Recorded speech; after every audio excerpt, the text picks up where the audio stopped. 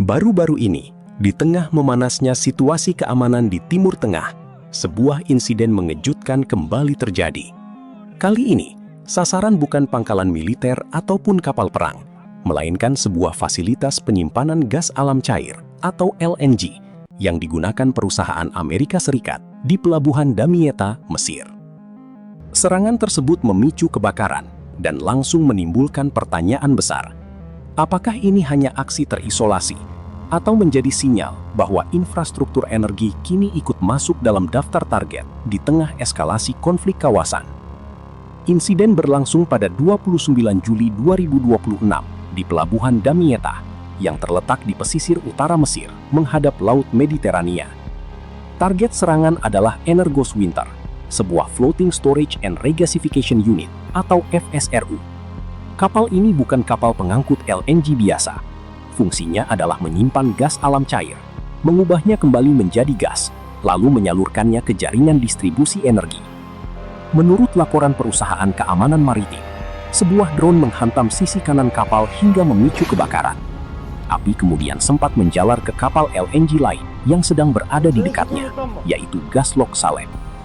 Petugas pemadam kebakaran pelabuhan bergerak cepat, sehingga kobaran api berhasil dikendalikan sebelum menyebabkan ledakan yang lebih besar.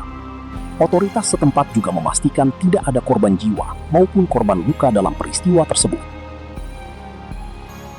Damietta bukanlah pelabuhan biasa. Terminal LNG ini merupakan salah satu fasilitas ekspor gas alam cair terbesar di Mesir dan memiliki peran penting dalam memasok energi ke kawasan Mediterania, terutama ke negara-negara Eropa yang beberapa tahun terakhir meningkatkan impor LNG sebagai alternatif pasokan energi.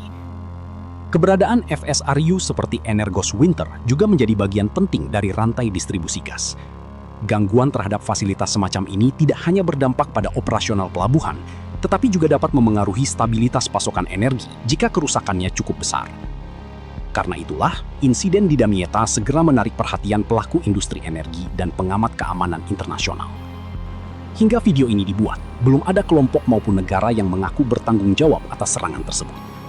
Pemerintah Mesir masih melakukan penyelidikan untuk memastikan penyebab pasti insiden. Sementara perusahaan keamanan maritim menyebut pola kerusakan pada kapal menunjukkan karakteristik yang konsisten dengan serangan menggunakan drone.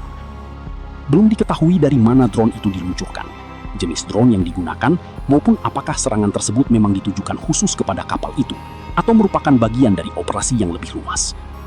Karena penyelidikan masih berlangsung, berbagai spekulasi yang beredar di media sosial belum dapat dianggap sebagai fakta. Walaupun tidak menimbulkan korban jiwa, serangan ini memperlihatkan bagaimana infrastruktur energi semakin rentan terhadap ancaman teknologi berbiaya rendah seperti drone. Dalam beberapa tahun terakhir, berbagai fasilitas minyak dan gas di Timur Tengah beberapa kali menjadi sasaran serangan, menunjukkan bahwa target strategis kini tidak lagi terbatas pada instalasi militer. Jika pola serangan terhadap infrastruktur energi terus berlanjut, biaya pengamanan pelabuhan, terminal LNG, hingga jalur pelayaran internasional diperkirakan akan meningkat. Kondisi tersebut juga dapat memengaruhi kepercayaan pasar terhadap keamanan distribusi energi di kawasan. Insiden di Pelabuhan Damietta masih menyisakan banyak pertanyaan. Siapa pelaku di balik serangan drone ini? Apa motif sebenarnya? Dan apakah kejadian ini akan menjadi awal dari meningkatnya ancaman terhadap fasilitas energi di Timur Tengah? Yang jelas, meski kebakaran berhasil dipadamkan dan tidak menimbulkan korban jiwa, serangan ini kembali menunjukkan bahwa infrastruktur energi telah menjadi salah satu aset paling strategis, sekaligus paling rentan dalam dinamika konflik modern. Bagaimana menurut kalian? Apakah ini sekedar insiden terpisah, atau bagian dari eskalasi yang lebih besar di kawasan Timur Tengah? Tulis pendapat kalian di kolom komentar. Jangan lupa like, subscribe, dan aktifkan lonceng notifikasi agar tidak ketinggalan informasi terbaru seputar perkembangan militer, geopolitik, dan keamanan internasional dari kami. Sampai jumpa di video berikutnya.